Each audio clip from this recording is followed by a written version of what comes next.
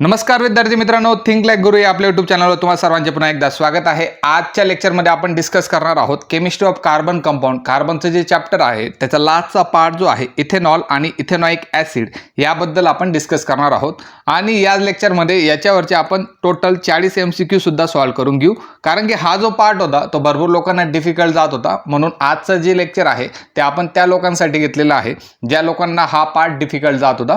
ज्यांना ऑलरेडी माहिती आहे त्यांनी डायरेक्ट लास्टच्या पार्टमध्ये जे MCQ दिलेले आहेत ते तुम्ही सॉल्व करू शकतात। सिंपलसा पार्ट आहे। कार्बनचा सर्वात महत्त्वाचा पार्ट हा असणार आहे, कारण की याचा तुमचा जनरल लाईफमध्ये भरपूर यूज असतो आणि तुम्ही पाहिलेलं असतं। जसं इथेनॉल आहे, इथेनॉल तुम्ही कुठं पाहिलेलं आहे? जी आपली दारू असते ती इथेनॉल पासून बनलेली असते। आणि इथेनॉइक ॲसिड जे असणार आहे ते सुद्धा तुम्ही जनरल लाईफमध्ये पाहिलेलं असेल। इथेनॉइक ॲसिड हे त्याचं IUPAC नेम आहे। आणि जर त्याचं आपण कॉमन नेम पाहायला गेलं तर तुम्हाला माहितीच असेल ॲसिटिक ॲसिड जे आपण बोलत असतो, ॲसिटिक ॲसिड। तर इथेनॉइक ॲसिडचं कॉमन नेम जे असतं ते काय असणार आहे? ॲसिडिक ॲसिड असणार आहे। आणि भरपूर वेळेस तुम्ही पाहिलेलं आहे, तुम्हाला प्रश्नसुद्धा विचारला जातो की ॲसिटिक ॲसिडचा वापर कुठं केला जातो? तर जे व्हिनेगर असणार आहे व्हिनेगरमध्ये ॲसिटिक ॲसिडचा वापर केला जातो। इतकी सिंपल गोष्ट आहे। मग हे जे दोन कंपोनंट आहेत इथेनॉल आणि इथेनॉइक ॲसिड, त्याचा एवढा स्टडी करण्याचा आपल्याला काम का आलेलं आहे? तर त्याचं काम आहे कारण की या दोघांचं एक व्यापारी महत्त्व आहे। व्यापारी महत्त्व याचा अर्थ काय असतो? पैशांसाठी त्याचं महत्त्व आहे। जिथं पैशांच्या गोष्टी केल्या जातात तर तिथं या दोघांचा वापर होणार आहे। तर आजच्या लेक्चरमध्ये आपण यांचं जेवढं पण आहे, जसे रिॲक्शन झाला, वापर झाला, यांच्यावरचे MCQ झाले, सगळ्यांची चिरफाड आपण या लेक्चरमध्ये करणार आहोत। आणि एक गोष्ट लक्षात ठेवायची, मी जेव्हा इथेनॉलबद्दल बोलतो तर खाली कमेंट करत बसायचं नाही की सरांचा पर्सनल एक्सपिरियन्स आहे। ओके, एकदम मस्त लेक्चर होणार आहे, एकदम भारी लेक्चर होणार आहे। आणि या पूर्ण लेक्चरमध्ये तुमच्या सर्व कन्सेप्ट क्लिअर होणार आहेत। तर त्याला स्टार्ट करूया। आपल्या पहिला जो आहे तो म्हणजे तुमचा इथेनॉल। इथेनॉलपासून आपण स्टार्ट करूया। तर आपला जो इथेनॉल आहे त्याला सामान्यतः जनरली म्हणजे प्रेमाने त्याला काय म्हटलं जातं? अल्कोहोल म्हटलं जातं। अल्कोहोलबद्दल जास्त इन्फॉर्मेशन देण्याची काही गरज नसते। तर अल्कोहोलमध्ये काय असणार आहे? इथेनॉल असणार आहे। ओके, काही लोक त्याला स्पिरिट म्हणतात, स्पिरिटसुद्धा म्हटलं जातं। आणि जास्तच मराठी जेव्हा येते आपल्याला की जास्तच मराठीमध्ये आपण बोलायचं प्रयत्न करतो तेव्हा त्याला म्हटलं जातं मद्य अर्क। ओके, इथेनॉलचे 3 नाव आहेत, एक म्हणजे अल्कोहोल, एक म्हणजे स्पिरिट आणि एक म्हणजे मद्य अर्क। आता इथेनॉलची जर तुम्ही बॉटल पाहिली तर तुम्हाला इथेनॉलची अशा पद्धतीने बॉटल पाहायला भेटते। आणि या बॉटलमध्ये तुम्हाला एक गोष्ट लक्षात दिसते की या बॉटलमध्ये इथेनॉल आहे, परंतु त्या इथेनॉलला काही कलर आहे का? तर नाही, इथेनॉलला कलर नसतो। म्हणून तो रंगहीन आपण त्याची प्रॉपर्टी अज्यूम करू शकतो की इथेनॉलला कोणत्याच प्रकारचा कलर नसतो। जसं पाणीला कोणत्याच प्रकारचा कलर नसतो, त्याच पद्धतीने इथेनॉलला सुद्धा कोणत्याच प्रकारचा कलर राहत नाही। मग तुम्ही विचार करणार, सर काय बोलतायत, अल्कोहोलचा कलर लाल असतो किंवा निळा असतो, तर वरून तो कलर ॲड केलेला असतो। जनरली इथेनॉलला रंग राहत नाही। ओके, तर ही एक गोष्ट झाली। त्याच्यानंतर जर तुम्ही या इथेनॉलला, आता हा इथेनॉल आहे, जर तुम्ही त्याला उष्णता प्रोव्हाइड केली तर बॉईल केल्यानंतर तुम्हाला एक महत्त्वाचा पॉईंट येणार आहे, तो म्हणजे त्याचा उत्कलनांक। उत्कलनांक याला इंग्लिशमध्ये बॉइलिंग पॉईंट म्हटलं जातं। ज्या तापमानाला इथेनॉल हा उकळायला स्टार्ट होते, उकळणं स्टार्ट होणार आहे, त्या तापमानाला काय म्हणतात? उत्कलनांक म्हणतात। तर या इथेनॉलचा उत्कलनांक आहे 78 डिग्री सेल्सिअस। प्रश्न विचारला जातो की इथेनॉलचा उत्कलनांक किती आहे? तर 78 डिग्री सेल्सिअस हा इथेनॉलचा उत्कलनांक आहे। ही गोष्ट तुम्हाला महत्त्वाची ठरणार आहे। काही लोक विचारतील की उत्कलनांक कसं काय कॅल्क्युलेट करायचा? एका बिकरमध्ये काय करायचं? इथेनॉल घ्यायचं आणि खालून तुम्ही त्याला या अशा पद्धतीचा जो बर्नर असतो त्या बर्नरचा वापर करून हीट द्यायची। ज्या तापमानाला उकळणं स्टार्ट होतं तर तापमापीवर तुम्हाला 78 डिग्री सेल्सिअस हे तापमान दिसणार आहे, तर ते त्याचं उत्कलनांक असणार आहे। ठीक आहे, मग पुढे जाऊया। जो पुढचा गुणधर्म त्याचा असणार आहे तो म्हणजे, आता तुम्ही इथेनॉलला आपण म्हणतो अल्कोहोल किंवा स्पिरिट, याला जर तुम्ही पाण्यामध्ये जर टाकणार आहात, जर समजा असा एक ग्लास दिलेला आहे आणि या इथेनॉलला जर तुम्ही पाण्यात टाकलं तर इथेनॉल आणि पाणी जे असणार आहे ते एकमेकांमध्ये मिसळून जातं। ओके, एकमेकांमध्ये ते काय होणार आहे, मिक्स होणार आहे, कम्प्लिटली मिक्स होणार आहे. असं नाही होत की वरती तुमची दारू थांबणार आहे आणि खाली पाणी थांबणार आहे. अशी वरती दारू थांबेल किंवा खाली पाणी थांबेल, किंवा दारू जी आहे ती खाली चालली जाते आणि पाणी वर होऊन जातं, असं काही होणार नाही. ते कम्प्लिटली एकमेकांमध्ये मिक्स होणार आहेत. तर ही सुद्धा एक प्रॉपर्टी आहे की इथेनॉलला पाण्यामध्ये सर्व प्रमाणात ते विद्राव्य असणार आहे. इथेनॉल जे आहे ते पाण्यामध्ये विद्राव्य असणार आहे. आता हा एक ग्लास घेतलेला आहे आपण, आणि याच्यामध्ये मी पाणी टाकलेलं होतं आणि इथेनॉल सुद्धा टाकलेलं आहे. तुम्ही अल्कोहोल म्हणू शकता, तुम्ही मद्यार्क म्हणू शकता, चांगला शब्द आहे बोलायला. तर मद्यार्क टाकलं, इथेनॉल टाकलं, पण तुम्हाला अजून समजणारच नाही की याच्यात तुम्ही इथेनॉल किंवा अल्कोहोल टाकलेलं आहे. ओके, कारण की ते एकमेकांमध्ये पूर्णतः विद्राव्य झालेलं आहे. तर ही सुद्धा तुमचं गुणधर्म आहे की ते पाण्यामध्ये पूर्णतः विद्राव्य असणार आहे. तर आता पुढचा गुणधर्म पाहूया की जर तुम्ही अशा पद्धतीने एखाद्या बिकरमध्ये, बिकर काय असतं, एखादं भांडं असतं, एक चंचू पात्र असणार आहे. त्या चंचू पात्रामध्ये जर तुम्ही इथेनॉल घेतला तर इथेनॉलमध्ये तुम्ही काय करणार आहात, लिटमस टेस्ट करणार आहात. लिटमस टेस्ट काय असतो, लिटमस टेस्ट आपल्याला समजतं की एखादं पर्टिक्युलर द्राव्य जे आहे ते ॲसिड आहे की बेस आहे, याच्यासाठी आपण लिटमस टेस्ट करत असतो. मग ही जी लिटमस टेस्ट असते तिच्यासाठी आपण 2 लिटमस पेपर घेतो. एक असणार आहे तुमचं निळ्या कलरचा लिटमस पेपर आणि एक असणार आहे तुमचं पिंक कलरचं किंवा लाल कलरचं आपण म्हणू शकतो. आता 2 प्रकारचे घेतलेले या पर्टिक्युलर याच्यामध्ये समजा याच्यात अल्कोहोल तुम्ही टाकलेला आहे आणि त्याच्यात तुम्ही निळ्या कलरचा जर लिटमस पेपर टाकला, तो निळ्या कलरचा जो लिटमस पेपर असतो त्याचा कलर बदलत नाही, तो निळाच राहणार आहे. ओके, पुन्हा एकदा जर तुम्ही असा पिंक कलरचा किंवा लाल कलरचा जर तुम्ही टाकला, गुलाबी रंगाचा असतो जनरली, तर गुलाबी कलरचा जेव्हा तुम्ही लिटमस पेपर त्याच्यात टाकला तर तो सुद्धा लिटमस पेपर काय असणार आहे, गुलाबीच कलरचा राहणार आहे. जेव्हा लिटमस पेपर हा त्याचा कलर बदलत नाही, जेव्हा लिटमस पेपर हा त्याचा कलर बदलत नाही, तेव्हा तो पर्टिक्युलर गुणधर्म असणार आहे, तो काय असणार आहे, उदासीन गुणधर्म तुम्हाला पाहायला भेटतो. म्हणजे इथेनॉल जो आहे तो उदासीन असतो. हा सुद्धा एक महत्त्वाचा प्रश्न तुम्हाला ठरणार आहे. विचारला जातो की इथेनॉल कोणता आहे, उदासीन असणार आहे. मग आता काही लोक सांगतात की सर अल्कोहोल पिल्याने शरीरातली किडे मरून जातात, ॲसिडिक त्याचं नेचर असेल, तर असं काही राहत नाही, हे तुमचं भ्रम आहे. ओके, हा तुमचा भ्रम आहे की शरीरातले किडे मरून जातात, असं काहीच होणार नाही.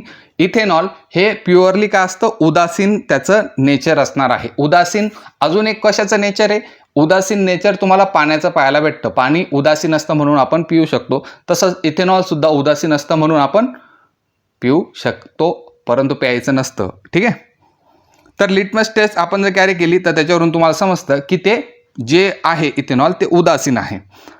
आता एक प्रश्न घेऊन घेऊया. या प्रॉपर्टीज मी तुम्हाला इथेनॉलच्या बोललेलो आहोत, जसं रंगहीन, तसं अल्कोहोल म्हटलं जातं, तसं पाण्यात विद्राव्य आहे 78 डिग्री.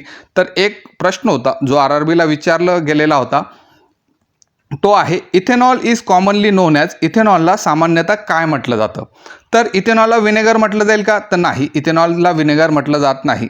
वूड अल्कोहोल म्हटलं जातं का, नाही.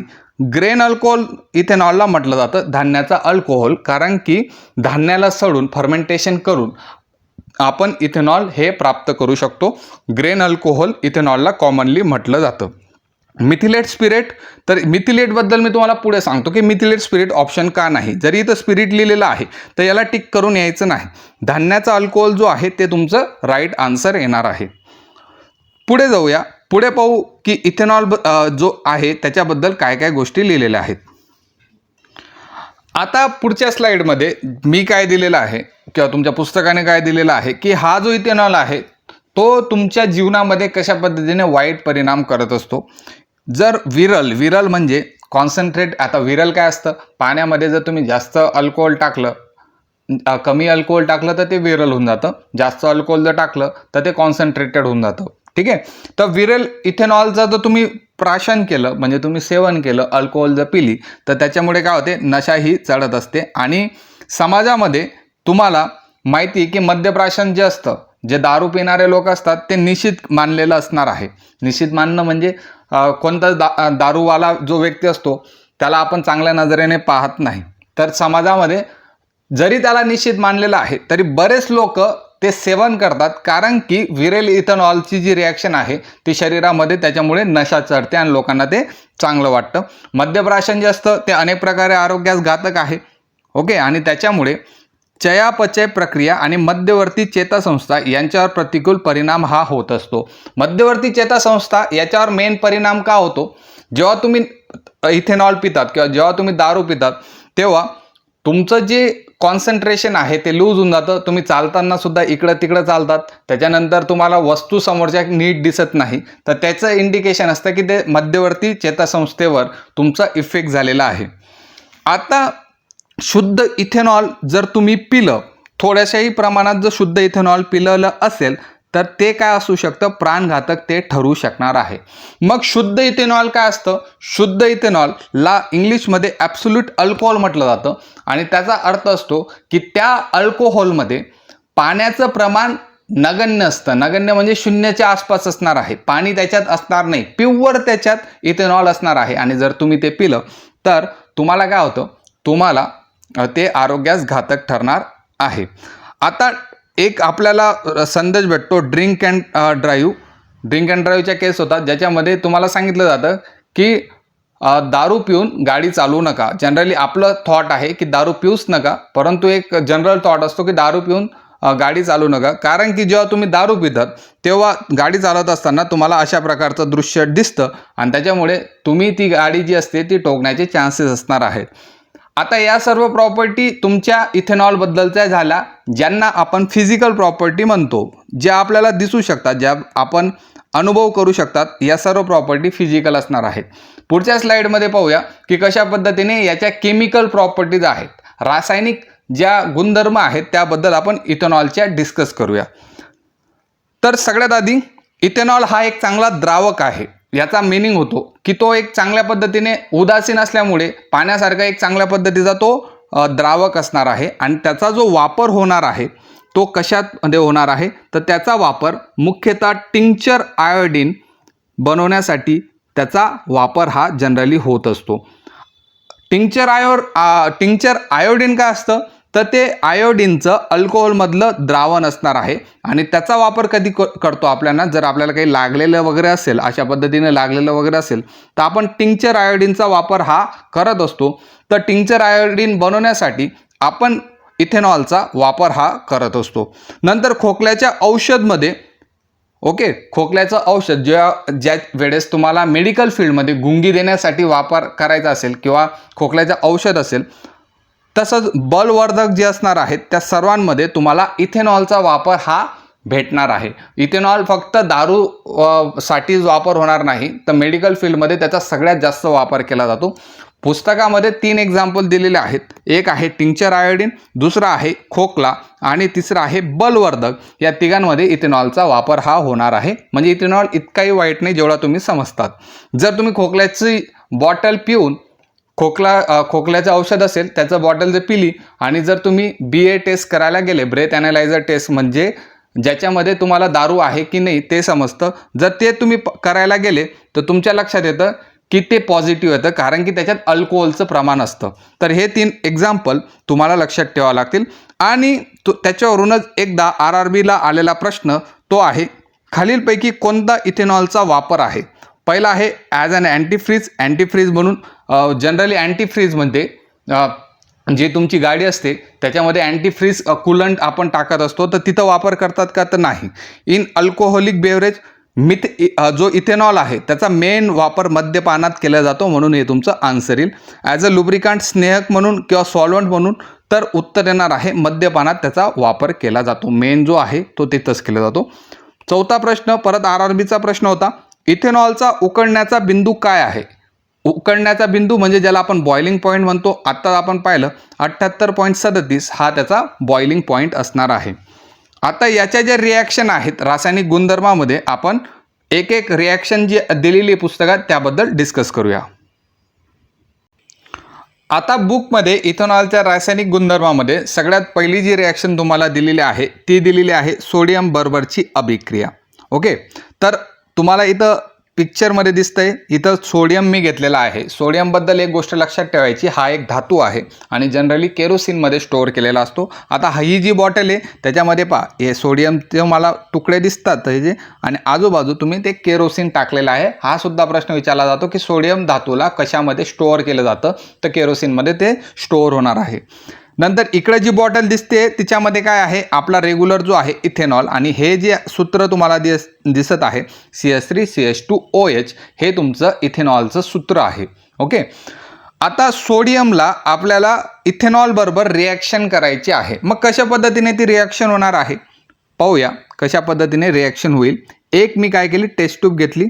अशा पद्धतीची टेस्ट ट्यूब असते, तिच्यामध्ये मी सगळ्यात आधी इथेनॉल ॲड केलं. इथेनॉल ॲड केल्यानंतर याच्यावरती एक झाकण लावलं, अशा पद्धतीचं एक झाकण लावलं, आणि या झाकणामधून एक अशी बारीकशी ट्यूब लावली. ओके, आणि या ट्यूबला म्हटलं जातं गॅस डिलिव्हरी ट्यूब. याच्या माध्यमातून गॅस जो असतो तो बाहेर पडतो. आता यामधून मी काय केलं, हे सगळ्यात आधी इथेनॉल होतं, इथेनॉल. ओके, या इथेनॉलच्या टेस्ट ट्यूबमध्ये मी आता काय केलं, ॲड करणार आहे तुमचा सोडियम. समजा मी हा सोडियम ॲड केला. सोडियमला काय असतं माहिती, जसं तुम्ही पनीर कापतात ना चाकूने, ज्या पद्धतीने पनीर कापतात त्या पद्धतीने सोडियम जो असतो ना तो चाकूने कट होतो, इतका तो अशी त्याची प्रॉपर्टी असणार आहे. जसं मी या सोडियमला इथेनॉलमध्ये ॲड केलं तर इथं अशी मस्त रिॲक्शन होते, आणि त्याच्यामधून एक वायू जो असतो तो अशा पद्धतीने बाहेर पडतो. आता हा वायू कोणता आहे ते मला शोधायचं आहे. तर मी काय केलं, एक मेणबत्ती घेतली. ओके, एक मेणबत्ती घेतली अशा पद्धतीची, आणि मेणबत्ती जो आहे तो या टोकाला मी लावली. तर तिथं असा फटकने असा आवाज येतो. त्याच्यावरून आपल्याला समजतं की ह्या अभिक्रियेमध्ये कोणता वायू बाहेर पडला होता, हायड्रोजन जो वायू असतो तो बाहेर पडणार आहे. अशी ही तुमची रिॲक्शन असणार आहे. ओके, आता हिला आपण जनरल जी टर्म असते, जनरल जी भाषा असणार आहे तिच्यामध्ये कशा पद्धतीने ही रिॲक्शन होते. ओके, जसं डावी साईड उजवी साईड त्या पद्धतीने आपण पाहूया की कशा पद्धतीने ते होणार आहे. मग आता ही जी रिॲक्शन होती ती कशा पद्धतीने होती. सगळ्यात आधी इथेनॉल घ्या, CH3 CH2 आणि OH, हा तुमचा काय झाला, इथेनॉल झाला. त्याच्यानंतर त्याच्याबरोबर आपण रिॲक्शन करतो आहेत सोडियमची. मग हा सोडियम घेतला. ओके, मग तुम्ही बाण दिला. बाण म्हणजे रिॲक्शन इकडून तिकडं होते. मग तुम्हाला एक गोष्ट लक्षात आली की हायड्रोजन वायू तुमचा मुक्त झालेला होता, म्हणजेच CH3 CH2, आणि हा जो H आहे OHच्या बाजूला, हा जो H आहे तो बाहेर पडलेला होता, म्हणजे हा जो Na आहे तो इथं गेलेला होता. ओके, तर मी त्याला लिहून घेतो ONA, आणि बाहेर कोणता गॅस पडलेला होता तो म्हणजे H2. अजून ही रिॲक्शन बॅलन्स नाही आहे. वायू बाहेर पडलेला होता म्हणून मी त्याला वरचा ॲरो दिला. ठीक आहे, हा तुमचा इथेनॉल, हा तुमचा सोडियम, आणि तुम्हाला काय भेटलेलं आहे, हायड्रोजन तर भेटलेलेच आहे, परंतु हे काय नवीन भेटलं. मग याला नाव कशा पद्धतीने द्यायचं. इथं कार्बन किती आहेत रे, हा एक कार्बन आहे, हा एक कार्बन आहे, म्हणजे कार्बनची संख्या तुम्हाला भेटली 2 कार्बनची संख्या आहे.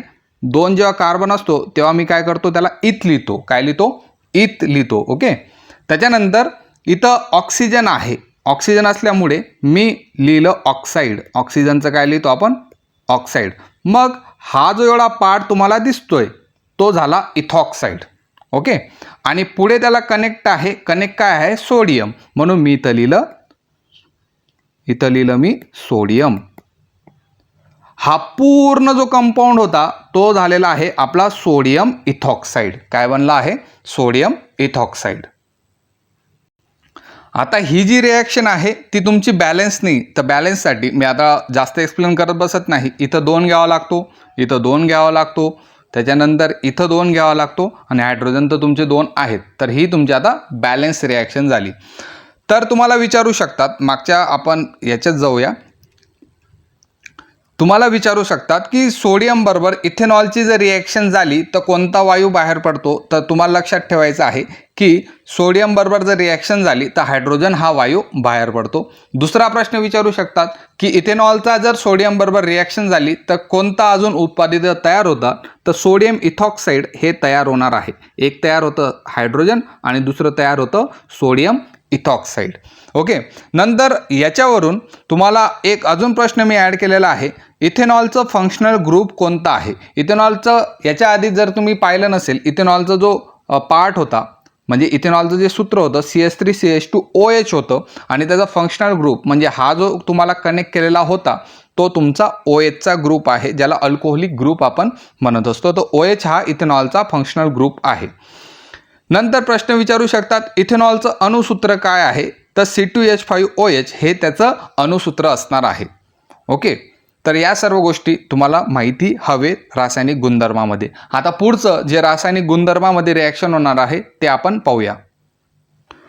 पुढे जाण्याआधी अजून एक पॉईंट मी इथं क्लिअर करतो. तो पॉईंट असा आहे की सोडियम बरोबर अभिक्रिया होऊन सोडियम इथॉक्साईड आणि हायड्रोजन जसा तयार झाला तसा जर तुम्ही मॅग्नेशियम बरोबर इथेनॉलचं जर रिॲक्शन करायचा प्रयत्न केला तर तुम्हाला हायड्रोजन हा वायू भेटणार नाही. एक गोष्ट लक्षात ठेवा, मॅग्नेशियम बरोबर तुम्हाला हायड्रोजन वायू जो आहे तो भेटणार नाही. त्याचं कारण असं आहे की सोडियम हा जास्त रिॲक्टिव्ह आहे, हायली रिॲक्टिव्ह हा सोडियम असणार आहे, परंतु त्याच्या तुलनेत मॅग्नेशियम जो आहे तो कमी रिॲक्टिव्ह आहे, जास्त रिॲक्ट तो होत नाही. त्याच्यामुळे इथं एक गोष्ट लक्षात ठेवायची की मॅग्नेशियम बरोबर रिॲक्शन करताना हायड्रोजन वायू हा निघणार नाही. ओके, MCQ मध्ये विचारू शकतात. आता जो पुढचं जो आपल्याला पाहायचं आहे, पुढचं जे आपल्याला पाहणार आहोत ते निर्जलीकरण अभिक्रिया, जिला इंग्लिशमध्ये डिहायड्रेशन रिॲक्शन असं म्हटलं जातं. काय म्हटलं जातं? डिहायड्रेशन रिॲक्शन असं त्याला म्हटलं जाणार आहे आणि तिच्याबद्दल आता आपण थोडंसं डिटेलमध्ये एक्सप्लेन करतो मी तुम्हाला. तर निर्जलीकरण अभिक्रिया याला का म्हटलं गेलेलं आहे किंवा या निर्जलीकरण अभिक्रिया नेमकी कशी होते त्याबद्दल आता आपण डिस्कस करणार आहोत. निर्जलीकरण अभिक्रिया, आता मी त्याला डिहायड्रेशन रिॲक्शनच म्हणेल, तर कोणी काही खाली कमेंट करू नका, ही मराठीमध्ये सांगा. डिहायड्रेशन रिॲक्शन याचा अर्थ निर्जलीकरण अभिक्रिया असतं. डिहायड्रेशन तुम्ही पाहिलंच असेल. ओके, निर्जलीकरण अभिक्रियामध्ये तुम्हाला लागणार आहेत, पहिले काय लागणार आहे, जो आपला इथेनॉल आहे तो लागणार आहे. दुसरी गोष्ट तुम्हाला लागते ती म्हणजे सल्फ्युरिक ॲसिड आणि कॉन्सन्ट्रेटेड लागणार आहे. ओके, ज्याची सहती सर्वात जास्त असेल असा सल्फ्युरिक ॲसिड तुम्हाला लागणार आहे. मग मी काय केलं, एक अशा पद्धतीने बिकरपेक्षा एक टेस्ट ट्यूब घेतली आणि याच्यामध्ये सगळ्यात आधी मी इथेनॉल भरलं.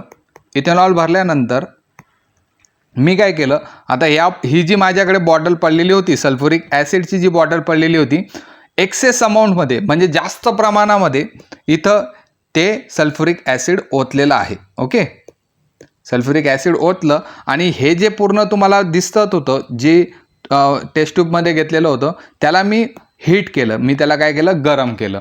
गरम किती केलं, तर गरम मी त्याला 170 डिग्री सेल्सिअसपर्यंत मी त्याला गरम केलं.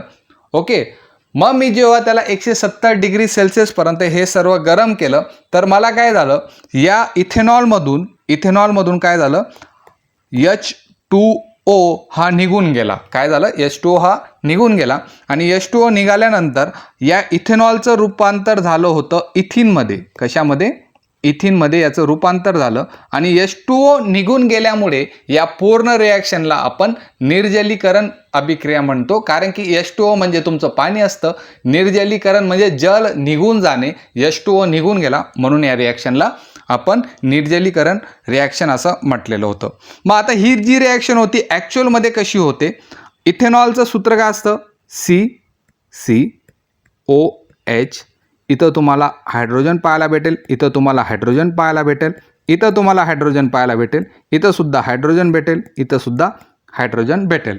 हा तुमचा काय आहे, इथेनॉल आहे. ओके, इथेनॉल नंतर या इथेनॉलला मी किती डिग्री सेल्सिअसपर्यंत गरम केलेलं होतं, तर 170 डिग्री सेल्सिअसपर्यंत मी याला गरम केलेलं होतं. आणि कोणाच्या सोबत गरम केलेलं होतं, तर कॉन्सन्ट्रेटेड H2SO4 याच्या सोबत याला मी गरम केलेलं होतं. मग याच्यामुळे काय झालं, आता मी थोडा पेनचा कलर चेंज करतो. याच्यामुळे काय झालं, हा OH आणि हा हायड्रोजन आता हे दोघं काय केले, निघून गेले. ओके, किती H निघाले तर 2 H निघाले, म्हणजे H2 म्हटलं. आणि किती O निघाले तर एकच O निघाला. आता हा H2O बनला. उरला कोण आहे, इथं C होता, त्याच्या खालचा H उरलेला आहे, त्याचा वरचा H उरलेला आहे. त्याच्यानंतर इथं C होता, त्याच्या खालचा H उरलेला आहे, त्याचा वरचा H उरलेला आहे. बाकीचे जे होतं ते H2Oच्या स्वरूपात निघून गेलं. ओके, मग आता हा जो कार्बन होता त्याला 4 लागत होते, ऑलरेडी 1 2 3 दिलेले आहेत. नंतर दुसरा जो कार्बन होता त्याला 4 लागत होते, इथं 3 दिलेले आहेत. मग तो जो नवीन बॉन्ड तयार करेल तो कोणासोबत करेल, कार्बन बरोबर डबल बॉन्ड तयार होतो आणि याला आपण म्हणतो, काय म्हणतो, याला इथिन असं म्हणतो. ओके, अशा पद्धतीने ही जी तुमची रिॲक्शन होती ती कॅरी फॉरवर्ड झाली आणि हिला म्हटलं जातं निर्जलीकरण रिॲक्शन.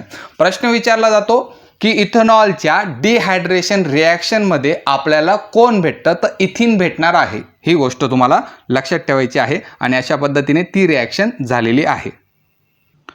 आता एक गोष्ट लक्षात ठेवा, आजचा जो पार्ट आहे तो म्हणजे मी फक्त इथेनॉलला गरम केलं 170 डिग्री सेल्सिअसपर्यंत, तर डायरेक्ट मला पाणी भेटेल का, तर अजिबात नाही, डायरेक्ट मला पाणी भेटणार नाही. पाणी भेटण्यासाठी मी कशाचा वापर केलेला होता, या कॉन्सन्ट्रेटेड H2SO4 चा वापर केलेला होता. मग प्रश्न असा सुद्धा इथं फेम होतो की इथेनॉलच्या निर्जलीकरण रिॲक्शनसाठी कोण कारणीभूत असतं, तर कॉन्सन्ट्रेटेड H2SO4 हा इथेनॉलच्या निर्जलीकरण रिॲक्शनसाठी कारणीभूत असणार आहे. ओके, कॉन्सन्ट्रेटेड H2SO4 ला आपण डिहायड्रेटिंग एजंट म्हणतो. जसं तुम्ही कॅटलिस्ट शिकलेले होते त्याच पद्धतीने कॉन्सन्ट्रेटेड H2SO4 हा डिहायड्रेटिंग एजंट म्हणून काम करणार आहे. ओके, तर अशा पद्धतीने इथेनॉलबद्दल जी तुम्हाला माहिती लागणार होती ती कंप्लीट झालेली आहे. बाकीची जी माहिती असेल ते आपण प्रश्नांच्या स्वरूपात नंतर पाहूया. आता पुढचा जो टॉपिक असणार आहे आपला तो म्हणजे तुमचा इथेनॉइक ॲसिड. आपण इथेनॉइक ॲसिडच्या बाबतीत बोलूया. इथेनॉइक ॲसिड हे याचं IUPAC नेम आहे. IUPAC नेम याचं इथेनॉइक ॲसिड आहे. ओके, जनरल जे नाव असणार आहे त्याला आपण ॲसिटिक ॲसिड असं म्हणत असतो, ॲसिटिक ॲसिड. आणि तुम्हाला माहिती आहे ॲसिटिक ॲसिडचा वापर आपण व्हिनेगरमध्ये करत असतो. ओके, व्हिनेगरमध्ये त्याचा वापर हा करत असतो. मग सगळ्यात पहिली जी प्रॉपर्टी तुम्हाला ही बॉटल पाहून भेटत असेल की जे इथेनॉइक ॲसिड आपण घेतलेलं आहे, इथेनॉइक ॲसिडला कोणत्याही प्रकारचा कलर नसतो. ओके, तर तुम्ही सांगणार हा काय ब्लू दिसतोय, तर ब्लू ट्रान्सपरंट आहे, मागचं बॅकग्राऊंड ब्लू होतं म्हणून तुम्हाला ब्लू दिसतोय. जनरली इथेनॉइक ॲसिडला कोणत्याही प्रकारचा कलर नसतो. ही त्याची पहिली प्रॉपर्टी आहे. इथेनॉइक ॲसिड हा रंगहीन द्रव्य आहे. दुसरी प्रॉपर्टी असणार आहे त्याचा उत्कलनांक, की किती डिग्री सेल्सिअसला तो बॉईल होतो, म्हणजे त्याचं बॉइलिंग चालू होते, तर ते असणार आहे 118 डिग्री सेल्सिअसला तो बॉईल होणार आहे. हे 2 पॉईंट महत्त्वाचे आहेत. एक रंगहीन द्रव्य आहे आणि 118 डिग्री सेल्सिअसला तो बॉईल होतो. आता अजून एक मुद्दा तुम्ही लक्षात घ्यायचा, जर तुम्ही प्युअर इथेनॉइक ॲसिड जर घेतलं, इथेनॉइक ॲसिड जर घेतलं, ओके, तर हा जो प्युअर इथेनॉइक ॲसिड असतो त्याचा जो मेल्टिंग पॉईंट असतो, म्हणजे वितळनांक ज्याला मराठीतून म्हणतो आपण, एकच मिनटं, वितळनांक काय असतो, ज्या तापमानाला एखादी वस्तू वितळते त्याला आपण वितळनांक म्हणतो. बर्फाचं रूपांतर पाण्यात होतं. ओके, बर्फाचा वितळनांक 0 डिग्री सेल्सिअस आहे. त्याच पद्धतीने प्युअर इथेनॉइक ॲसिडचा वितळनांक हा 17 डिग्री सेल्सिअस असतो. काय असणार आहे, 17 डिग्री सेल्सिअस हा त्याचा वितळनांक असणार आहे. किती असणार आहे, 17 डिग्री सेल्सिअस. ओके, मग आपण मागच्याबद्दल वितळनांक बोललो नाही, आता का वितळनांक बोलणार आहोत, कारण की काही जे एकदम थंड देश असतात जिथं थंडी भरपूर पडते, तर तेव्हा त्या देशामध्ये जेव्हा दिवसाचं टेम्परेचर, रूम टेम्परेचर जे असतं ते 17 डिग्री सेल्सिअसपेक्षा ते कमी असतं आणि त्याच्यामुळे काय होतो, हा जो तुमचा इथेनॉइक ॲसिड आहे, इथेनॉइक ॲसिड हा काय असतो, गोठणार आहे आणि गोठल्यानंतर तो बर्फासारखा दिसत असतो, म्हणून त्याला ग्लेशियल ॲसिटिक ॲसिड असं नाव पडलेलं आहे. काय पडलेलं आहे, इथेनॉइक ॲसिडला काय नाव पडलेलं आहे, ग्लेशियल ॲसिटिक ॲसिड हे त्याचं नाव पडलेलं आहे, जिथं थंड हवामान असतं. आता मी कॉमन सेन्स आहे, मी इंडियामध्ये आहे. ओके, इंडियामध्ये रूम टेम्परेचर तुम्हाला पाहायला भेटतं. रूम टेम्परेचर इंडियामध्ये 25 ते 28 डिग्री सेल्सिअस आपण पकडून चालूया.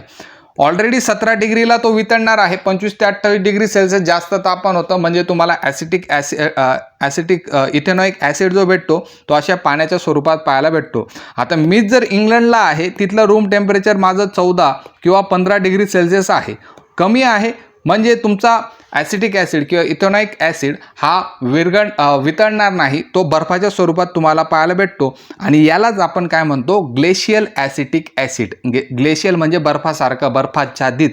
ओके, हे पहा, हे तुमचं ग्लेशियल ॲसिटिक ॲसिडचं एक्झाम्पल तुम्हाला दिलेलं आहे. अशा पद्धतीने तुम्हाला पाहायला भेटतो. प्रश्न निघू शकतो की इथेनॉइक ॲसिडचा वितळनांक किती आहे, तर तो 17 डिग्री सेल्सिअस आहे.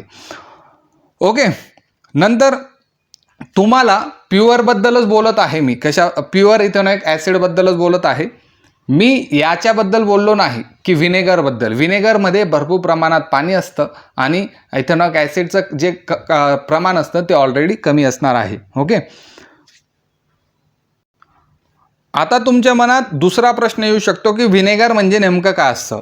व्हिनेगर काय असतं, तुम्ही इथेनॉइक ॲसिड घ्या, आता आपण ॲसिटिक ॲसिडच त्याला बोलू. ॲसिटिक ॲसिड घ्या.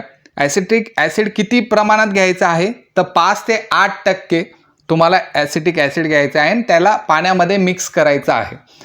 पाण्यामध्ये 5 ते 8% ॲसिटिक ॲसिडचं जे द्रावण बनतं त्याला आपण व्हिनेगर म्हणतो आणि त्याचा जो वापर असतो लोणच्यामध्ये केला जातो, परिरक्षक म्हणून. लोणचं जास्त काळ टिकावं याच्यासाठी आपण ॲसिटिक ॲसिडचा वापर हा केलेला असतो. ओके, तर पाहूया पुस्तकात कोणकोणत्या लाईनी दिलेल्या होत्या.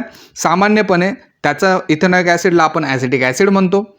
तसेच त्याचे ज्वलीय द्रावण काय आहे, आम्लधर्मी आहे. ऑलरेडी आपण ॲसिटिक ॲसिड म्हणतोय, ॲसिड आहे तर आम्लधर्मीच त्याचं गुणधर्म असणार आहे. त्याच्यामध्ये जर तुम्ही निळा लिटमस कागद टाकला तर तो काय होणार आहे, लाल होणार आहे. लोणच्यामध्ये परिरक्षक म्हणून जे व्हिनेगर वापरतात ते ॲसिटिक ॲसिडचे पाण्यामध्ये बनवलेले 5 ते 8% द्रावण असते. आता हा प्रश्न विचारला गेलेला होता की व्हिनेगरमध्ये ॲसिटिक ॲसिडचे प्रमाण किती, तर 5 ते 8% त्याचं प्रमाण असतं. शुद्ध इथेनॉइक ॲसिडचा द्रवणांक 17 डिग्री सेल्सिअस आहे. शुद्ध इथेनॉइक ॲसिडचा जो द्रवणांक असतो आता आपण बोललो, त्यामुळे थंड हवामानाच्या प्रदेशात हिवाळ्यामध्ये इथेनॉइक ॲसिड कक्षता तापमानालाच गोठते आणि बर्फासारखे दिसते, त्याबद्दल सुद्धा आपण बोललो, ज्याला आपण ग्लेशियल ॲसिटिक ॲसिड असं म्हणतो. ओके, तर हे त्याचे फिजिकल पॅरामीटर झाले. आता आपण केमिकल पॅरामीटर त्याचे पाहूया की केमिकल पॅरामीटर काय आहे. सगळ्यात आधी तुम्हाला एक गोष्ट माहिती पाहिजे की इथेनॉइक ॲसिडचं सूत्र कशा पद्धतीने असतं, तर त्याच्यामध्ये एक कार्बन येतो, त्याला परत आपण 3 हायड्रोजन जोडतो. ओके, अशा पद्धतीने 3 हायड्रोजन जोडले, त्याच्यानंतर परत एक कार्बन येतो, त्याला आपण OH जोडतो आणि त्याच्यावरती आपल्याला O पाहायला भेटतो आणि याला आपण काय म्हणतो, याला आपण म्हणतो इथेनॉइक ॲसिड. आता तुमच्या एक गोष्ट लक्षात येते ॲसिटिक ॲसिडबद्दल आपण जेव्हा बोललो की हा जो एवढा मी तुम्हाला बॉक्स केलेला आहे तो ग्रुप काय असतो, COOH. आपला मागच्या लेक्चरमध्ये एका लेक्चरमध्ये मी बोललो होतो ॲसिटिक ॲसिडमध्ये कू येणार आहे. तर हा जो कू ग्रुप असतो त्याला आपण कोणता ग्रुप म्हणतो, त्याला आपण कार्बोक्झिलिक ॲसिडचा ग्रुप म्हणतो. कार्बोक्झिलिक ॲसिडचा आपण ग्रुप म्हणतो. आणि याच्यानंतर जर तुम्हाला ॲसिटिक ॲसिडच्या प्रॉपर्टी पाहायच्या असतील, इथेनॉइक ॲसिडच्या जर प्रॉपर्टी तुम्हाला पाहायच्या असतील, तर सगळे जेवढे रासायनिक अभिक्रिया याच्यानंतर होतील ते फक्त आणि फक्त याच ग्रुपवर डिपेंड असणार आहेत. हाच येणार आहे, हाच बाहेर जाणार आहे आणि हाच सगळे खेळ करणार आहे. एक गोष्ट लक्षात ठेवायची. ओके, मग इथेनॉइक ॲसिड कशाचा फंक्शनल ग्रुप आहे असा सुद्धा प्रश्न तुम्हाला विचारला जाऊ शकतो, तर तो कार्बोक्झिलिक ॲसिडचा फंक्शनल ग्रुप आहे. ओके, आता आपण रासायनिक गुणधर्म जेव्हा चेक करतो, इथेनॉइक ॲसिडमध्ये कार्बोक्झिलिक ॲसिड हा क्रियात्मक गट आहे. हा प्रश्न आता आपण डिस्कस केला. इथेनॉइक ॲसिडच्या रासायनिक अभिक्रिया करून क्रियात्मक जेवढ्या पण रासायनिक अभिक्रिया होतील त्या या क्रियात्मक गटामुळे होणार आहेत. हा सुद्धा पॉईंट आहे. मग आता आपल्याला सगळ्यात आधी आम्लारी बरोबरची जी अभिक्रिया आहेत त्या आपल्याला डिस्कस करायच्या आहेत. तर मी आधी याला रफ करतो आणि आपण ते स्टार्ट करूया.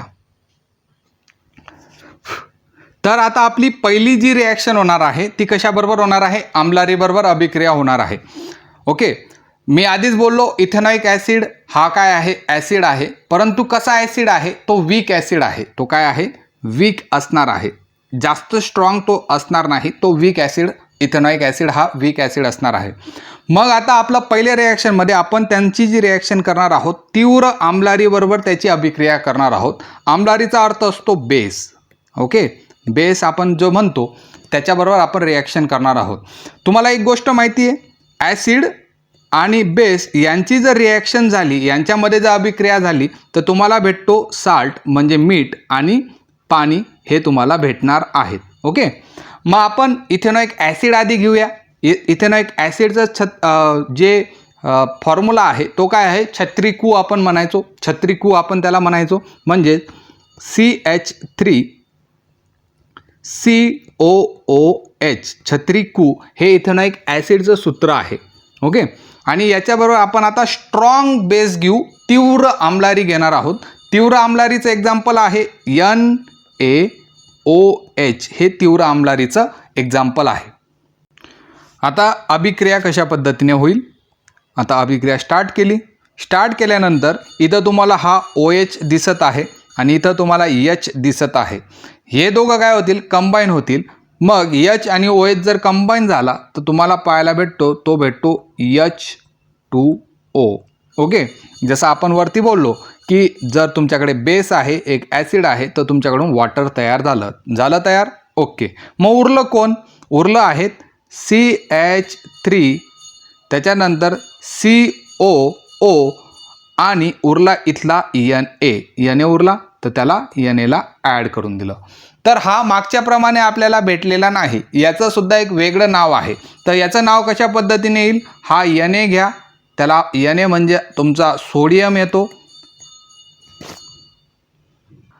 आणि हा जो उरलेला पार्ट तुम्हाला दिसत आहे त्याला IUPAC मध्ये इथेनोएट असं म्हटलं जातं. काय म्हटलं जातं? इथेनोएट असं त्याला म्हटलं जातं IUPAC मध्ये.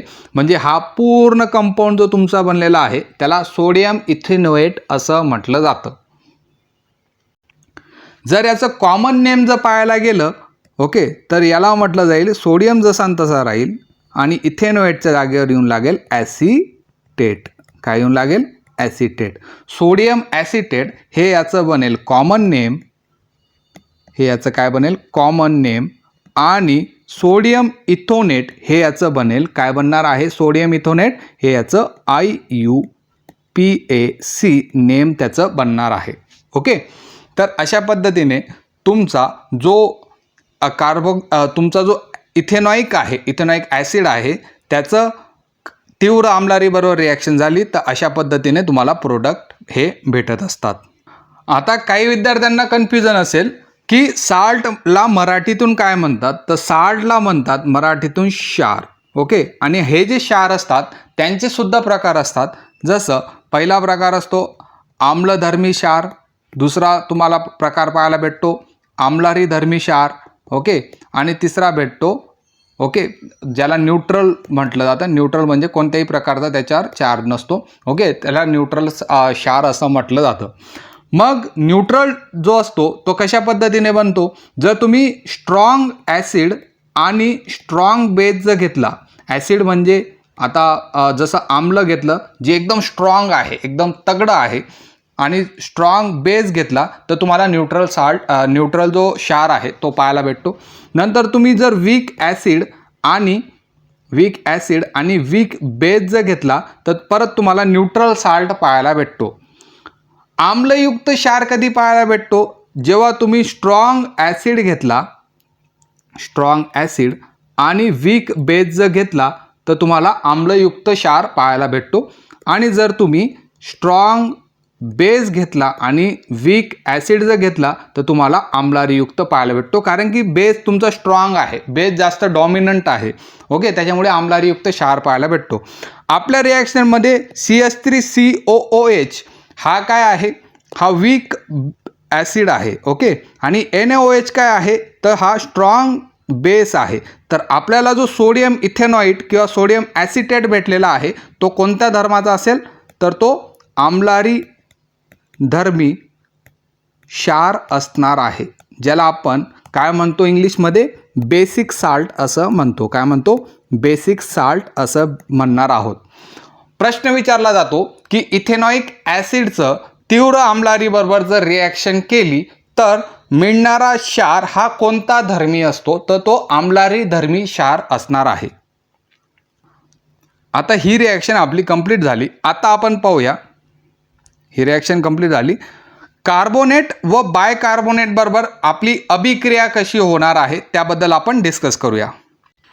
तर तुमचा टाईम वाचावा याच्यासाठी मी आधी ड्रॉ करून ठेवलेला आहे. मी काय केलं, 2 टेस्ट ट्यूब घेतल्या. ही पहिली टेस्ट ट्यूब आहे आणि समजा ही दुसरी टेस्ट ट्यूब आहे. पहिल्या टेस्ट ट्यूबमध्ये मी सोडियम कार्बोनेट जो होतं त्याचं याच्यात टाकलं, सोडियम कार्बोनेट टाकले. आणि दुसरी जी टेस्ट ट्यूब होती त्याच्यामध्ये मी लाईम वॉटर टाकलेलं आहे. ओके, लाईम वॉटर मराठीमध्ये सुद्धा तुम्ही लाईम वॉटर म्हणू शकता. लाईम वॉटर कन्सिडर करा, जास्त त्याच्या डिटेलमध्ये घुसू नका. ओके, या दोघांना मी काय केलं, एक झाकणने अशा बंद केलं, एक झाकण त्याच्यावर कॉर्कचं झाकण असेल त्याला बंद केलं आणि त्याच्यामधून ही अशी एक ट्यूब जी आहे ती ॲड केलेली आहे. हिला काय म्हटलं जातं, हिला आपण गॅस डिलिव्हरी ट्यूब असं म्हणतो. गॅस डिलिव्हरी, जी गॅस देणार आहे ती गॅस डिलिव्हरी ट्यूब आपण तिला म्हणू शकतो. वरून एक फनल लावलेला आहे, एक नळसाडं लावलेलं आहे आणि त्याचा वापर करून मी याच्यामध्ये तुमचा जो ॲसिटिक ॲसिड आहे तो मी त्याच्यात ॲड करणार आहे. ओके, जसं मी याच्यात ॲसिटिक ॲसिड ॲड केलं तर ॲसिटिक ॲसिड याच्यामध्ये पडल्यानंतर याच्यामध्ये काहीतरी रिॲक्शन झाली. ती रिॲक्शन आपण पाहूया. रिॲक्शन झाली आणि रिॲक्शन झाल्यानंतर एक जो गॅस होता तो गॅस या गॅस डिलिव्हरी ट्यूबमधून आला आणि तो कशामध्ये गेला, लाईम वॉटरच्या संपर्कात तो आला. जसं तो लाईम वॉटरच्या संपर्कात आला तसं लाईम वॉटरचा जो कलर होता तो काय झाला, तो झाला दुधाळ कलर त्याचा झालेला होता. कसा झालेला होता, दुधी कलरचा तो झालेला होता, व्हाईट पडलेला होता. ओके, मग तुम्ही भरपूर वेळेस एक्झाममध्ये प्रश्न पाहिलेला आहे, चुन्याची निवडी, लाईम वॉटर, चुन्याची निवडी, मराठीतून सुद्धा मी एक्सप्लेन करतो, 2च मिनटं. चुन्याची निवडी, दुधाळ होणं ही कशाची, कोणता वायूची चाचणी आहे, तर चुन्याची निवडी म्हणजे तुमचा लाईम वॉटर होता, ती दुधाळ झाली. तर कोणत्या गॅसमुळे ती दुधाळ झाली, तर ती दुधाळ झालेली होती या गॅस ट्यूबमधून जो कार्बन डायऑक्साईड आलेला होता त्याच्यामुळे ती दुधाळ झालेली होती. तर हा प्रश्न जनरली विचारला जातो की चुन्याची निवडी, दुधाळ होणं कोणत्या गॅसची चाचणी आहे, तर ती कार्बन डायऑक्साईड ही या गॅसची चाचणी आहे. ओके, तर या पूर्ण सेटअपमध्ये तुम्हाला एका प्रश्नाचं उत्तर भेटलं की जेव्हा ॲसिटिक ॲसिड कार्बोनेट बायकार्बोनेट यांच्याबरोबर रिॲक्शन करतो तेव्हा तुम्हाला कार्बन डायऑक्साईड भेटतो आणि चुन्याची निवडी जी होती, जी लाईम वॉटर जे होतं ते तुमचं दुधाळ झालेलं होतं, तर ते कार्बन डायऑक्साईडमुळे झालेलं होतं. मग याच्यामध्ये कशा पद्धतीने रिॲक्शन झाली त्याबद्दल आता आपण खाली बोलूया. सगळ्यात आधी आपण पहिल्या याच्यामध्ये आपण काय केलं, सगळ्यात आधी काय घेतलं, इथेनॉइक ॲसिड घेतलं, CH3COOH घेतला आणि त्याच्यामध्ये पहिल्या याच्यामध्ये आपण सोडियम कार्बोनेट टाकलेला होता. सोडियम कार्बोनेटचं सूत्र आहे Na2CO3. ऑलरेडी मी भरपूर वेळेस एक्सप्लेन केलेला आहे. हा तुमचा सोडियम कार्बोनेट आहे. ओके, कार्बोनेट आहे. ही तुमची इथेनॉइक ॲसिड आहे. इथेनॉइक ॲसिडबद्दल आपण भरपूर वेळेस बोललेलो आहेत आणि याच्यामध्ये काय झाली, रिॲक्शन झालेली आहे. आता परत एकदा पहा, इथेनॉइक ॲसिड काय आहे, तुमचा ॲसिड आहे. सोडियम कार्बोनेट हा तुमचा बेस आहे. ॲसिड आणि बेस यांची जेव्हा अभिक्रिया होते तेव्हा तुम्हाला काय भेटतं, पाणी भेटतं आणि साल्ट भेटणार आहे, क्षार भेटणार आहे. ओके, मागच्या रिॲक्शनप्रमाणेच. मग पाहूया आपल्याला कोणकोणत्या गोष्टी भेटतात. जो आपला मागच्या वेळेस भेटलेला होता CH3COO आणि Na, काय होता हा सोडियम इथेनट, त्याच्यानंतर आपल्याला भेटलं H2O, आणि जेव्हा तुम्ही ती कार्बन डिलिव्हरी ट्यूब लावलेली होती, तुम्ही जी गॅस डिलिव्हरी ट्यूब लावलेली होती, इथं न लिहिता इथं लिहितो मी H2O भेटला, आणि तुम्हाला त्या ट्यूबमधून कोणता वायू बाहेर जाताना दिसला, तर कार्बन डायऑक्साईड वायू हा तिथून बाहेर जाताना दिसला. अशा पद्धतीची जी रिॲक्शन होती ती तिथं झालेली होती. ओके, अशा पद्धतीने तुम्हाला रिॲक्शन भेटेल. आणि हिला तुम्ही जर बॅलन्स केलं तर इथं 2 असेल स्टार्टिंगला, म्हणजे इथेनॉइक ॲसिडच्या जवळ तुम्हाला 2 पाहायला भेटेल. त्याच्यानंतर तुम्हाला इकडं 2 पाहायला भेटेल, इकडं 2 पाहायला भेटेल. अशा पद्धतीने तुम्ही बॅलन्स करू शकतात. बॅलन्ससाठी मी तर टाईम करत नाही. सेम रिॲक्शन तुमची सोडियम बायकार्बोनेट सोबतसुद्धा होणार आहे. ओके, नंतर पुस्तकामध्ये तुम्हाला अजून एक रिॲक्शन दिलेली आहे, ती इस्टरिफिकेशन ही रिॲक्शन दिलेली आहे. तर इस्टरिफिकेशनमध्ये एकदम सिम्पल आहे. ओके, मी आता 3 बॉटल घेतल्या. पहिली जी बॉटल होती तिच्यामध्ये मी सगळ्यात तुम्हाला जे शिकवलं होतं स्टार्टिंगला, काय शिकवलं होतं, इथेनॉल शिकवलेलं होतं. तर पहिल्या बॉटलमध्ये मी इथेनॉल घेतलं. दुसऱ्या बॉटलमध्ये मी काय घेतलं, दुसऱ्या बॉटलमध्ये जे मी नंतर शिकवलं ॲसिटिक ॲसिड मी याच्यात घेतलं. आणि तिसऱ्या बॉटलमध्ये मी कॉन्सन्ट्रेटेड H2SO4 हे घेतलेलं आहे. आता एका टेस्ट ट्यूबमध्ये मी सगळ्यात आधी पहिले जे तुम्हाला शिकवलं, काय शिकवलं, इथेनॉल शिकवलं होतं, इथेनॉल याच्यात भरून घेतलं. ओके, त्याच्यानंतर दुसऱ्या बॉटलमध्ये ॲसिटिक ॲसिड होतं. मी कोणतं ॲसिटिक ॲसिड घेतलं, जे बर्फाच्या स्वरूपात होतं, ग्लेशियस ॲसिटिक ॲसिड, त्याला मी याच्यात परत टाकलं. ओके, ते इथपर्यंत आलं. आणि H2SO4चे काही जे ड्रॉप होते त्याच्यामध्ये ॲड करायचा प्रयत्न केला. हे सर्व जे मिक्सचर आहे ते मी घेतलं. ड्रॉपच्या स्वरूपात H2SO4 ॲड करत आहे, लक्षात राहू द्या. H2SO4 का ॲड करत आहे, कारण की H2SO4 याच्यामध्ये उत्प्रेरक म्हणून काम करणार आहे. उत्प्रेरकचं नेमकं काम काय आहे, उत्प्रेरक काय करतो, कोणतीही रिॲक्शनचा दर वाढवतो. ओके, जेव्हा मी इथेनॉल आणि ॲसिटिक ॲसिड यांना मिक्स केल्यानंतर त्याचा दर एकदम कमी येणार आहे. परंतु मी जर कॉन्सन्ट्रेटेड H2SO4 जर ॲड केलं तर त्या रिॲक्शनचा जो दर आहे तो वाढणार आहे. ओके, हे सर्व मी एका याच्यात ॲड केलेलं आहे. ओके, एक टेस्ट ट्यूबमध्ये ॲड केलेलं आहे.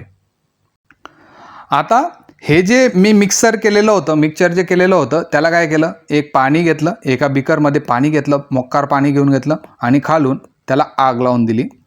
पाण्याला गरम केलं, पाणी मस्त उकळतंय, आणि हे जे मी मिक्सचर घेतलेलं होतं त्याला इथं ह्याच्यामध्ये ॲड केलं.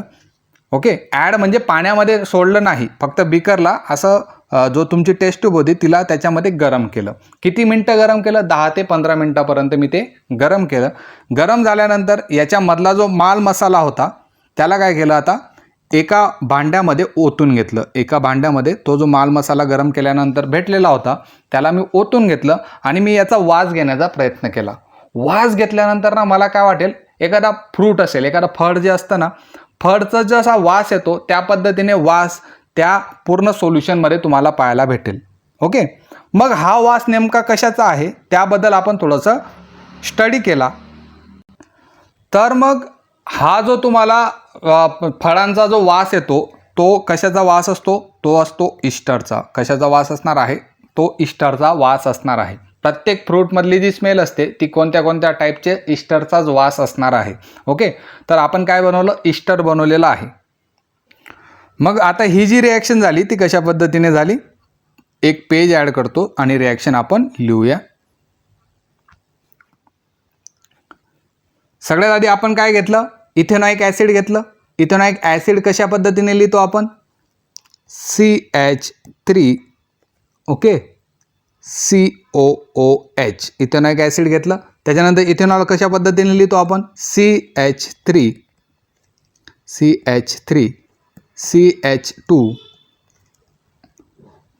CH2 आणि त्याच्याबरोबर आपण OH जोडतो. ह्या दोघांना आपण घेतलेलं होतं आणि त्याच्यावर काय आपण ॲड केलेलं होतं, H2SO4चे ड्रॉप्स आपण ॲड केलेले होते, जो कॅटॅलिस्ट म्हणून ॲड होत होता. ओके, पाणी तर आपल्याला भेटणारच आहे, H2O आपल्याला भेटणारच आहे. पाणी कुठून आलं, तर हा इथला OH होता, आणि हा इथला H होता, याच्यावरून पाणी आलं. मग आपल्याला काय राहील, हा CH3 राहील. नंतर COO राहील, त्याच्यानंतर हा जो ग्रुप होता CH2 आणि CH3. तर हे कशाचं सूत्र आहे? हे तुमचं ईस्टरचं सूत्र आहे. ईस्टरचं सूत्र असणार आहे. ईस्टरबद्दल बोललेलो होतो. नाव काय आहे याचं? इथॅनोएट हे याचं नाव असणार आहे. हे तुम्हाला या रिॲक्शनमध्ये भेटलं. इथपर्यंत जर तुमची रिॲक्शन कंप्लीट असेल तर आता थोडंसं अजून एक स्टेप पुढे जाऊया आणि ही लास्ट असेल. भरपूर रिॲक्शन झालेले आहेत, जास्त ओव्हरलॅप होऊन जाईल. मी काय करतो, जो आत्ता मला भेटलेला आहे, जो ईस्टर भेटलेला आहे तो काय आहे? CH3 COO नंतर CH2 CH3 हा तुम्हाला ईस्टर भेटलेला होता. याला मी NaOH याच्यासोबत रिॲक्शन करतो, NaOH सोबत रिॲक्शन करतो. मग आता काय भेटेल? जेव्हा तुम्ही NaOH सोडियम हायड्रॉक्साईड, NaOH म्हणजे सोडियम हायड्रॉक्साईड असतं, जेव्हा तुम्ही ईस्टरला सोडियम हायड्रॉक्साईड सोबत ॲड करतात, हा सोडियम हायड्रॉक्साईड काय करतो माहिती का? इथं हे जे आहे याला ईस्टरला तोडून टाकतो. काय केलं? त्याचे 2 भागात विभाजन करून टाकलेलं आहे. मग तोडल्यानंतर तुम्हाला भेटतं CH3 COO आणि हा जो पुढचा Na आहे तो पहिल्या भागाला कनेक्ट होऊन जातो. ओके. आणि त्याच्यानंतर उरलेला जो आहे, उरलेला काय आहे तुमचा? CH3 CH2 OH. उरलेल्या भागाला म्हणजे हा जो उरलेला भाग आहे त्याला हा OH जो आहे तो कनेक्ट होऊन जातो. याचं नाव काय आहे? याचं नाव काय आहे? तो तुमचा बनतो सोडियम इथेनॉएट. याला म्हटलं जातं सोडियम इथेनॉएट, आपण मागे पाहिलेला आहे. आणि हा जो आहे तो काय आहे? तुमचा इथेनॉल आहे. एक गोष्ट लक्षात ठेवा, याच्यामध्ये हा जो सोडियम इथेनॉएट तुम्हाला भेटलेला होता, सोडियम इथेनॉएट जो भेटलेला होता तो तुमचा एक प्रकारचा साबण आहे, ज्याला इंग्लिशमध्ये सोप असं म्हटलं जातं. आणि या रिॲक्शनला इंग्लिशमध्ये सफोनिफिकेशन म्हणजे साबण बनवण्याची एक रिॲक्शन असं म्हटलं जातं. कारण की या रिॲक्शनने तुमचे जे साबण आहेत, अपमार्जक असतात, ते बनत असतात. तर ही रिॲक्शन तुम्हाला समजली असेल. जर समजली नसेल तर व्हिडिओ 1 ते 2 वेळेस पाहून घ्या, म्हणजे तुमचं क्लिअर होऊन जाईल. तर तुम्हाला प्रश्न विचारला जाऊ शकतो की सपोनिफिकेशन रिॲक्शनमध्ये कोण कोणासोबत रिॲक्ट होतं?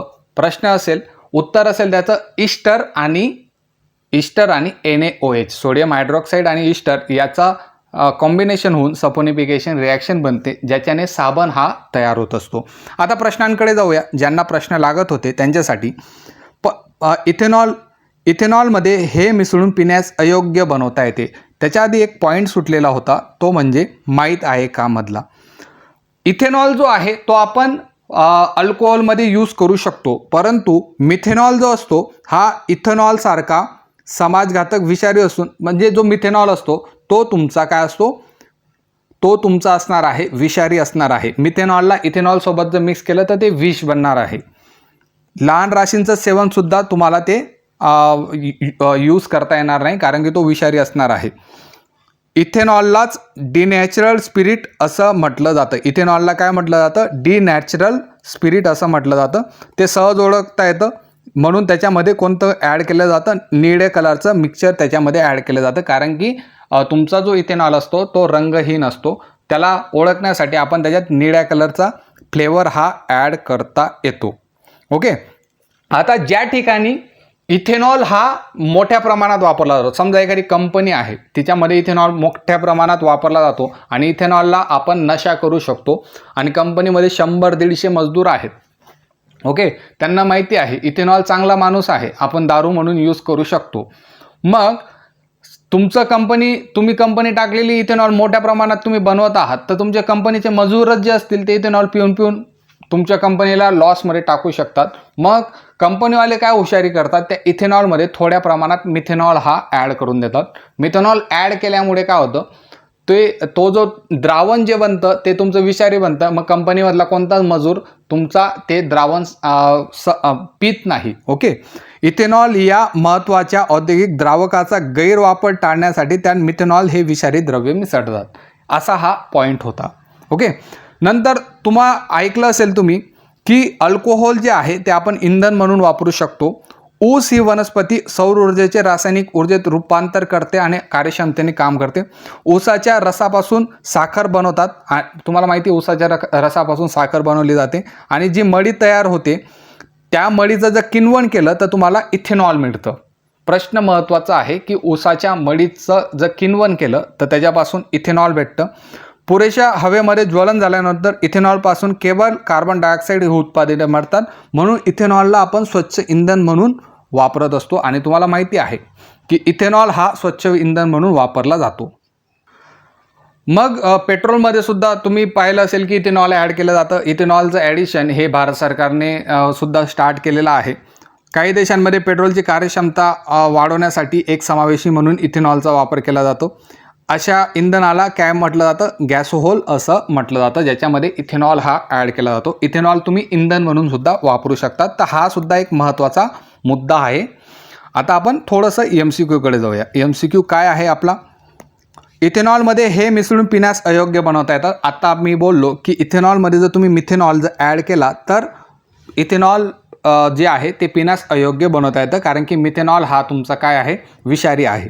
ओके, सगळे प्रिव्हियस इयर क्वेश्चन आहेत, लक्षात राहू दे, सगळे प्रिव्हियस इयर क्वेश्चन आहेत. ॲक्च्युअलमध्ये आपण काय करूया, डायरेक्ट पूर्ण 40 MCQ जे आहेत ते घेऊया. What is the molecular formula of ethanol. इथेनॉलचं अणुसूत्र काय आहे, CH3CH2OH हा आपला इथेनॉल असतो. जनरली पाहायला गेलं तर C2H5OH हे तुमचं इथेनॉलचं अणुसूत्र आहे. इथेनॉलला सामान्यतः काय म्हटलं जातं, विनेगार म्हटलं जातं का, तर नाही, ॲसिटिक ॲसिडला विनेगारमध्ये ॲड केलं जातं. त्याच्यानंतर तुमचा जो आहे लाकडाचा अल्कोहोल, यालासुद्धा म्हटलं जात नाही. ग्रेनपासून तुमचं अल्कोहोल तयार होतं, धान्यापासून ते तुमचं अल्कोहोल तयार होतं, म्हणून त्याला धान्याचं अल्कोहोल असं म्हटलं जातं. तर उत्तर येणार आहे grain alcohol.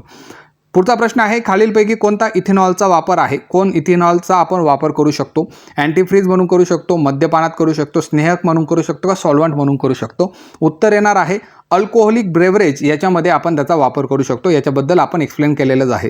What is the functional group of ethanol. इथेनॉलचा फंक्शनल ग्रुप काय आहे, इथेनॉलमध्ये OH हा ग्रुप ॲड असतो.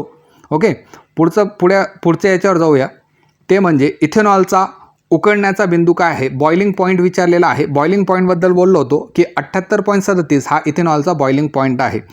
पुढचा प्रश्न आहे, इथेनॉइक ॲसिडचं अणुसूत्र काय आहे. 6वा जो प्रश्न आहे, इथेनॉइक ॲसिडचा अणुसूत्र विचारलेला आहे.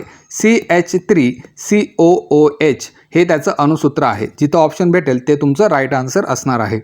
Ethanoic acid also known as, ethanoic ॲसिडला अजून काय म्हणतो, तर इथेनॉइक ॲसिड हे त्याचं IUPAC नेम आहे. IUPAC नेम आहे. आपण इथेनॉइक ॲसिडला ॲसिटिक ॲसिड असं सुद्धा म्हणतो, म्हणून उत्तर त्याचं ॲसिटिक ॲसिड येणार आहे. नंतर 8व्या प्रश्नाकडे जाऊया.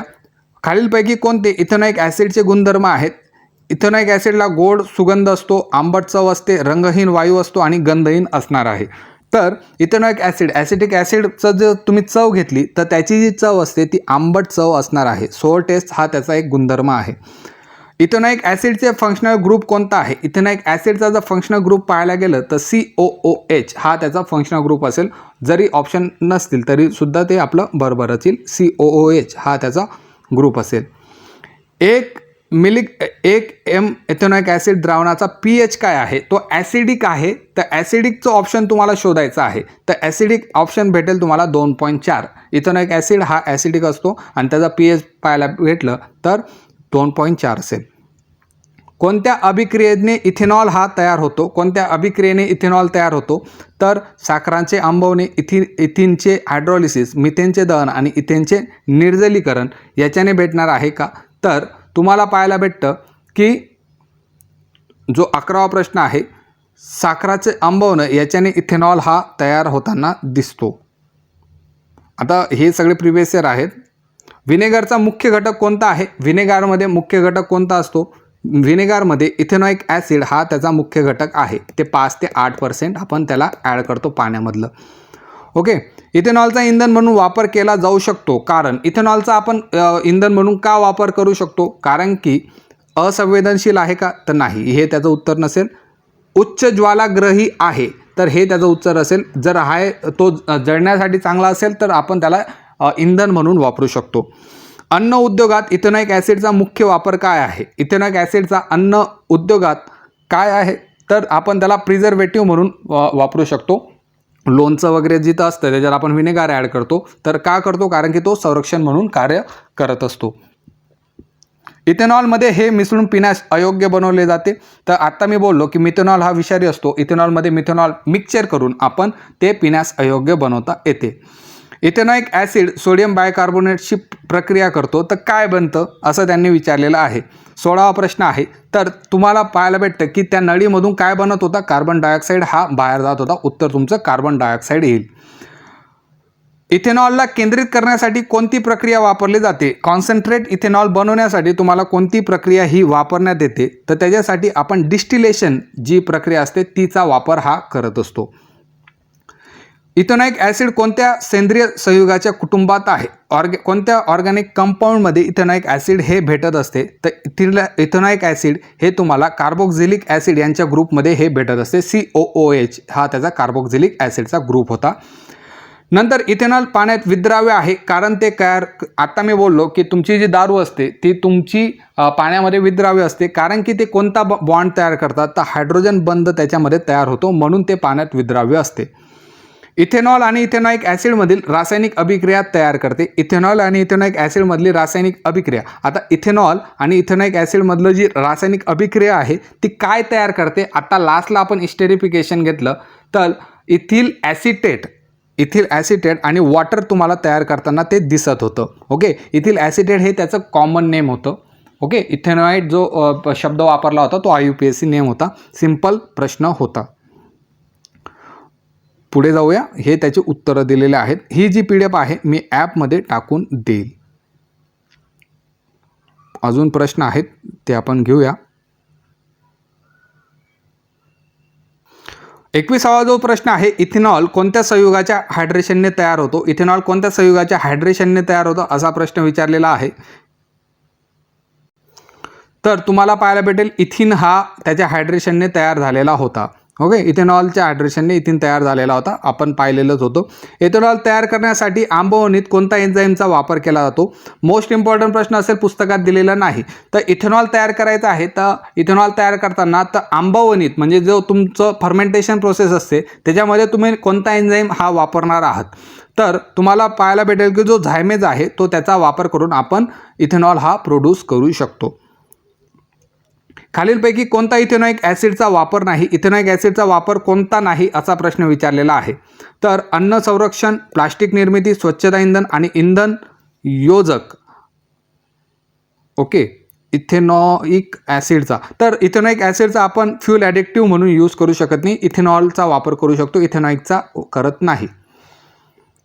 इथेनॉलला ऑक्सिडाइज करून कोणते संयुग तयार केले जाते? मिथेनॉल आहे, इथेनॉइक ॲसिड, प्रोपेनॉल का ॲसिटॉन असा प्रश्न विचारलेला आहे. 24वाचं उत्तर येणार आहे इथेनॉइक ॲसिड.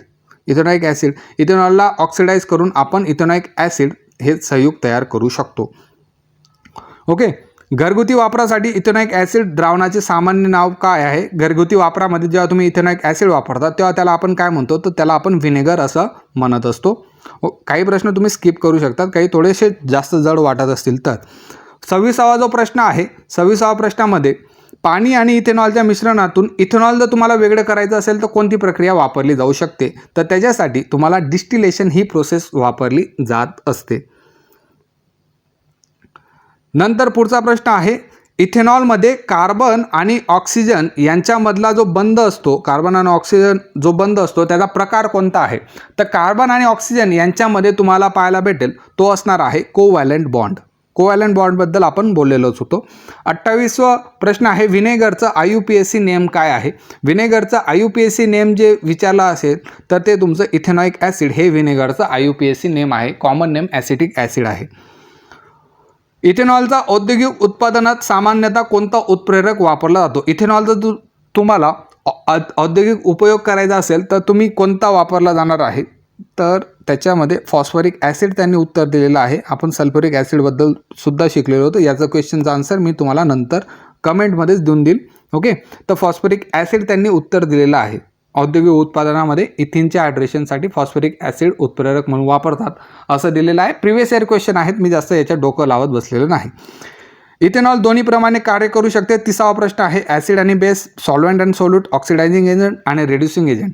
तर इथेनॉल जो आहे तो तुमचा ऑलरेडी काय आहे, ॲसिड पण नाही, बेस पण नाही, म्हणून तुमचा पहिला ऑप्शन कट होईल. तर सॉल्वंट आणि सोल्यूट हे म्हणून तुम्ही इथेनॉलचा वापर करू शकतात. पुढचा प्रश्न आहे, इथेनॉलच्या उपस्थितीची खात्री करण्यासाठी रासायनिक चाचणी कोणती? आता इथेनॉल उपस्थित आहे तर त्याच्यासाठी तुम्हाला कोणती रासायनिक चाचणी वापरायची आहे? तर त्याच्यासाठी तुम्ही आयोडोफॉर्म जी चाचणी असते तिचा वापर करू शकता. लिटमस टेस्टवर काहीच होत नाही, टॉलन टेस्टचा वापर होत नाही, बेनेडिक्ट टेस्टचा वापर होत नाही. आयोडोफॉर्म टेस्टचा वापर करून तुम्ही इथेनॉलची रासायनिक चाचणी ही घेऊ शकतात. टिंक्चर आयोडीनचं एक्झाम्पल आपण घेतलेलं होतं. नंतर अति इथेनॉल जर तुम्ही सेवन केलं तर काय होणार आहे? तर तुमचं लिव्हर डॅमेज होणार आहे. अति इथेनॉलने सुधारलेली दृष्टी राहणार नाही, वर्धी स्मृती राहणार नाही, वाढलेली स्नायूंची ताकद राहणार नाही, तर यकृताची हानी हे त्याचं उत्तर असेल. इथेनॉइक ॲसिड एक कमकुवत ॲसिड आहे. आत्ता आपण बोललो इथेनॉइक ॲसिड तुमचं वीक ॲसिड असणार आहे, तर त्याचं कारण विचारलेलं आहे. तर ऑप्शन पहा, पाण्यात पूर्णपणे विभाजित होते, पाण्यात अंशतः विभाजित होते, पाण्यात विभाजित होत नाही, मजबूत आयनिक बंध तयार करते. मजबूत आयनिक बंध तर याचं उत्तर येणार नाही. इथेनॉइक ॲसिड जे आहे ते पाण्यात अंशतः विभाजित होते, त्यामुळे ते कमकुवत ॲसिड असणार आहे, हे त्याचं उत्तर असेल. बी उत्तर आहे. खालीलपैकी कोणत्या अभिक्रियेमध्ये इथेनॉइक ॲसिडचा समावेश होतो? कोणत्या अभिक्रियेमध्ये इथेनॉइक ॲसिडचा समावेश होतो? लास्टला आपण जी शिकलो इस्टरिफिकेशन, तिच्यामध्ये तुम्हाला पाहायला भेटतं. सपोनिफिकेशनमध्ये नाही होत, सपोनिफिकेशनमध्ये दुसराच तयार होतो, तुम्ही पाहिलेलीच असेल. ओके, इथेनॉलचा एकाग्र म्हणजे कॉन्सन्ट्रेटेड, म्हणजे याची संहती जास्त आहे. इथेनॉलच्या एकाग्र सल्फ्युरिक ॲसिडसह जर गरम केले तर काय होते? आता हे बी पुस्तकातलंच आहे, 35वा. तर काय होणार आहे? इथिन तयार करण्यासाठी निर्जलीकरण होते, इस्टर तयार होतं, इथर तयार होतं, संपूर्ण दहन होते. तर 35व्याचा आन्सर तुम्हाला पाहायला भेटतं, इथिन तयार करण्यासाठी तिथं डिहायड्रेशन ऑफ इथिन होणार आहे. डिहायड्रेशन होऊन इथिन तयार होतं. ती रिॲक्शन आपण पाहिलेलीच होती. इथेनॉइक ॲसिड आणि इथेनॉलमधील अभिक्रियेचा परिणाम काय आहे? आता इथेनॉइक ॲसिड आणि इथेनॉलमधली जी अभिक्रिया आहे तुम्हाला काय भेटणार आहे? परत तोच प्रश्न विचारलेला आहे 36मध्ये. तर तुम्हाला इथिल ॲसिटेट आणि पाणी भेटतं. ओके, 37वा प्रश्न पहा, इथेनॉलला निर्जलित केल्यास कोणता वायू तयार होतो? तर इथेनॉलला जर तुम्ही निर्जलित केलं तर कोणता वायू बाहेर पडतो? तर इथिन हा वायू तयार होतो. निर्जलीकरण रिॲक्शनमधलं उत्तर आहे. नंतर इथेनॉइक ॲसिड सामान्यतः कोणत्या अन्नपदार्थात आढळते? मोस्ट इम्पॉर्टंट प्रश्न आहे, चांगला प्रश्न आहे. तर इथेनॉइक ॲसिड तुम्हाला व्हिनेगरमध्ये पाहायला भेटतं. पुढे जाऊया, लास्टचे 2 प्रश्न आहेत. खालीलपैकी कोणते संयुग इथेनॉइक ॲसिडचं इस्टर आहे? इथेनॉइक ॲसिडचं इस्टर विचारलेलं आहे, परत पुस्तकातलं आहे. इथिल कुठे? हां, इथिल इथं आहे. नंतर इथिल इथॅनेट हे तुमचं उत्तर आहे. या प्रकारचं इस्टर तुम्हाला तिथं पाहायला भेटतं. कोणते विधान इथेनॉलबद्दल सत्य आहे असा प्रश्न विचारलेला आहे. 40वा प्रश्न आहे, ते ज्वालाग्रही नाही. इथेनॉल हे ज्वालाग्रही असते, म्हणजे कट झालं. त्याच्यानंतर त्याची चव गोड आहे. हां, इथेनॉलची चव गोड राहते, हे राईट नाही, त्याची चव गोड आहे हे सुद्धा चुकलेलं आहे. इथेनॉलची चव गोड राहत नाही. तो एक चांगला सॉल्वंट आहे. तुम्हाला काय ट्रू विचारलेलं आहे ना? हां, मग तो एक चांगला सॉल्वंट आहे. तर चांगला सॉल्वंट असतं, सॉल्यूटसुद्धा वापरू शकतो. तो पाण्यात विद्राव्य नाही, हे सुद्धा चुकीचं आहे. उत्तर आहे it is a good solvent. Okay, अशा पद्धतीने आपण इथिल जो पार्ट आहे तो कंप्लीट केलेला आहे.